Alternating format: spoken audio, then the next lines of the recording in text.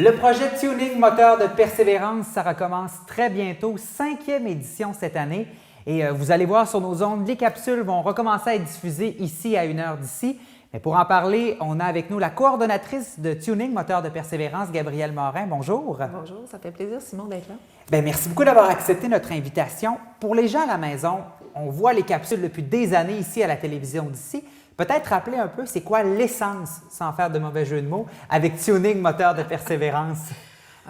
Tuning Moteur de Persévérance, c'est né d'une idée d'offrir une chance d'apprendre aux jeunes, une manière d'apprendre différemment, mais on avait ciblé au départ les jeunes d'adaptation scolaire de l'École secondaire du Mont-Sainte-Anne.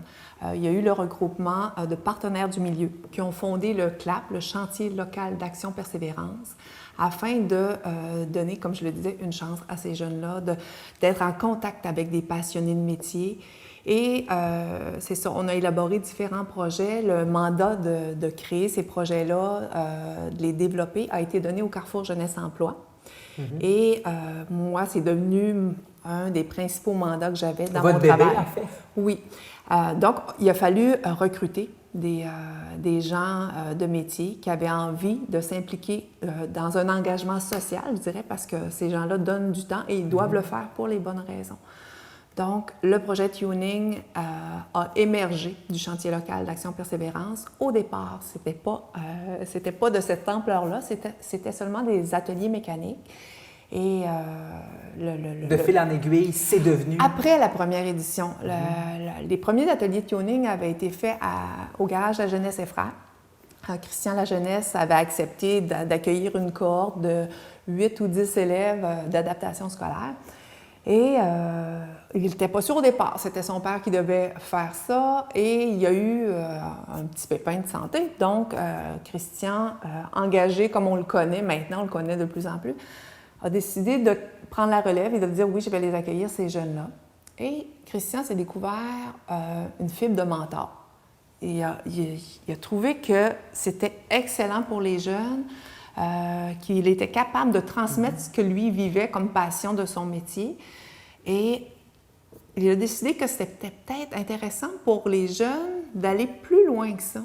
C'était bien d'avoir des ateliers mécaniques, d'apprendre à réparer un pare-brise, à changer des pneus, à faire un changement d'huile et tout. Mais il disait, pour les motiver davantage, il voulait qu'il y ait un produit final. Un processus, en fait, qu'on passe un processus. Et il est arrivé avec autour de la table une réunion des membres du CLAP et il nous a proposé l'idée d'aller plus loin, et d'offrir aux jeunes une occasion de dépassement de soi. Donc, de faire un véhicule et d'aller au Salon de l'Autosport pendant la même année, donc en avril. C'était ambitieux quand même. C'était très ambitieux. Il y a eu des grands yeux autour de la table, des mâchoires qui se sont un peu décrochées. Il s'était adjoint à ce moment-là la collaboration de Christian Fortin, d'Atelier Design Chocard, qui est carrossier de métier, pour pouvoir arriver justement à produire un véhicule, remonter un véhicule de A à Z. Et les gens autour de la table, on a dit oui, c'est un projet fou, ambitieux, mais mon Dieu, quelle belle idée! Et on a décidé d'aller de l'avant. Donc, ça a été la course pour trouver des partenaires financiers, parce que là, on passait d'un projet de 8 000 $ à plus de 40 000 $, on va dire. Parce qu'au départ, les deux Christian nous avaient expliqué qu'ils avaient trouvé une carcasse d'Opel sur les packs, puis que ça serait ça le projet. Donc, il fallait trouver tous des sous pour remonter entièrement le véhicule. Donc, et on s'est adjoint la télé d'ici à ce moment-là aussi pour donner une chance de visibilité, pour aller chercher des partenaires financiers. Et justement, ces partenaires-là, c'est une grande implication quand même de la communauté. Il y a beaucoup d'entreprises de la région et d'organismes qui sont mobilisés pour le projet. Vraiment. À part la première année où on a réussi à décrocher un fonds du Forum Jeunesse, l'ensemble des partenaires financiers, je dirais que c'est à 95 % de la côte de Beaupré, année après année. Ça varie entre 85 et 95 %. Et les gens reviennent année après année. Il y en a quelques-uns qui décident d'aller soutenir d'autres causes, mais il y en a plusieurs qui restent et quelques nouveaux qui s'ajoutent avec grand bonheur quand ils savent qu'il reste une place pour contribuer à ce projet-là. On en est à la 5e édition cette année. Combien d'étudiants vont participer, d'élèves de l'école secondaire du Mont-Saint-Anne? Cette année, ça va être 7. D'année en année, on prend 8 élèves. Parfois, il y en a un qui quitte ou 2 par inquiétude un petit peu parfois de pouvoir concilier études et projets. Donc, on les suit et il faut qu'ils soient absolument confortables dans le projet. Et s'ils décident de laisser la place, bien, on remplace tout de suite par un nouvel élève qui a vraiment la motivation d'intégrer le projet. Donc, et comment on les choisit, ces élèves-là? En fait, on va vers les Christians vont présenter le projet à l'école secondaire, parlent de comment ça se passe, qu'est-ce que ça implique, parce que ça leur donne une occasion, mais ils ont des responsabilités. Ils doivent avancer leur matière, ils doivent avoir un comportement irréprochable, ils doivent se donner l'occasion d'avoir leur laisser-passer, si on veut, pour le projet. Donc, ils vont présenter le projet, repérer ceux qui semblent le plus allumés. Ils font leurs recommandations à la direction qui, finalement, fait la sélection finale et connaît aussi son bassin d'élèves et voit ceux pour qui ce serait le plus profitable. Donc, c'est comme ça qu'on fait la sélection des jeunes. Et justement, ça a un impact, ce projet-là, pour les jeunes au niveau de la persévérance scolaire, mais aussi, on évite le décrochage dans plusieurs cas.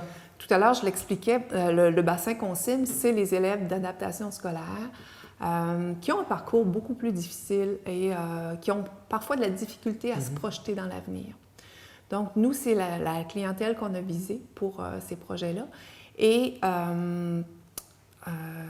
excuse-moi. Donc, on vise justement cette clientèle-là. Oui.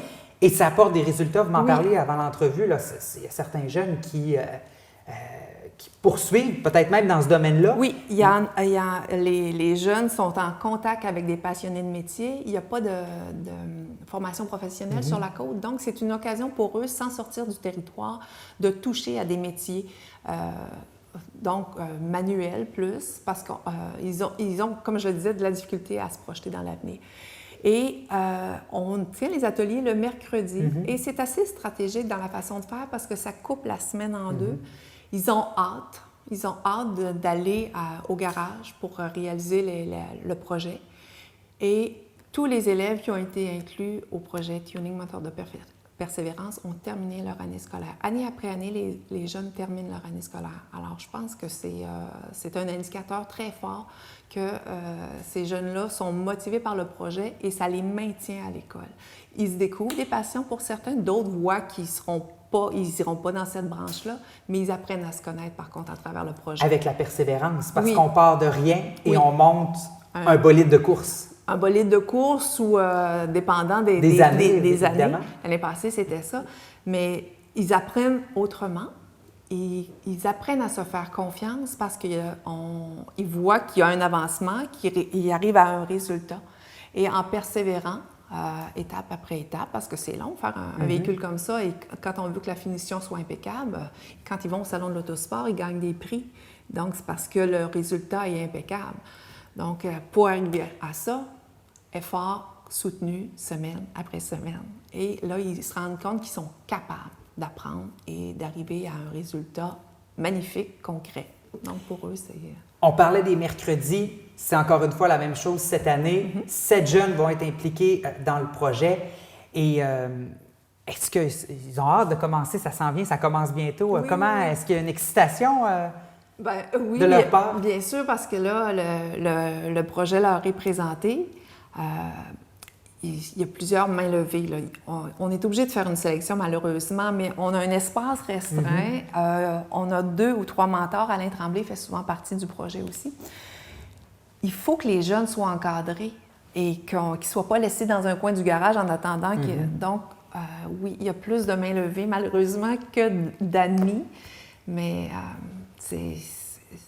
Par contre, ça prouve la réussite du projet. Ça prouve la réussite du projet et je dirais que ça inspire d'autres personnes parce que je suis approchée, moi, par d'autres professionnels de métier qui voudraient démarrer des projets qui ressemblent à Tuning.